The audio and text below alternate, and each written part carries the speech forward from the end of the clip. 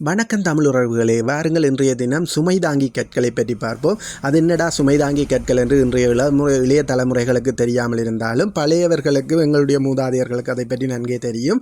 என்னென்று சொன்னால், இந்த சுமை தாங்கி கற்கள் வீதியோரங்களாக ஆங்காங்கே கட்டப்பட்டிருக்கும். இந்த சுமை தாங்கி கற்களை பொறுத்த மட்டிலே எங்களுடைய மூதாதையர்கள் வாகனங்களை வைத்திருப்பதில்லை. இயன்றளவிற்கு மாட்டு வண்டிகளை தான் பயன்படுத்துவார்கள்.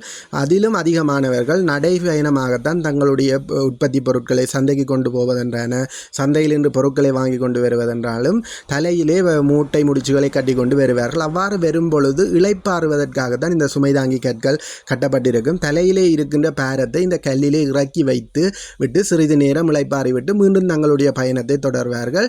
இதிலே நடுவிலே பார்த்தீர்கள் என்று சொன்னால், ஒரு சதுர வடிவிலே ஒரு இடைவெளி விட்டு ஒரு அறை மாதிரி கட்டப்பட்டிருக்கின்றது. இந்த அறை இது என்னத்துக்கு என்று சொன்னால், இரவு நேரங்களிலே விளக்கு வைத்து விடுவார்கள்.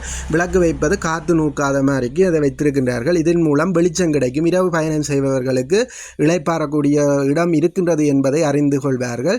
இப்பொழுது இந்த கற்கள் சிதைவடைந்து வருகின்றது. இது தொல்பொருள் சின்னங்களாக பராமரிக்கப்பட்டு வருகின்றது. இந்த கற்களை சேதப்படுத்துவது அல்லது உடைப்பது தண்டனைக்குரிய குற்றமாக கூட இருக்கின்றது. இது இலங்கையிலே மிகப்பெரிய தண்டனைக்குரிய ஒரு குற்றமாக தற்பொழுது பார்க்கப்படுகின்றது. இதுபோல வீடியோக்களை நாங்கள் தொடர்ந்து உங்களுக்கு தருகின்றோம். எங்களுடைய இந்த யூடியூப் சேனலை நீங்கள் சப்ஸ்கிரைப் பண்ணி, லைக் பண்ணி, ஷேர் பண்ணுங்கள். நிச்சயமாக மேலும் பல வீடியோக்களை நாங்கள் உங்களுக்கு பகிர்ந்து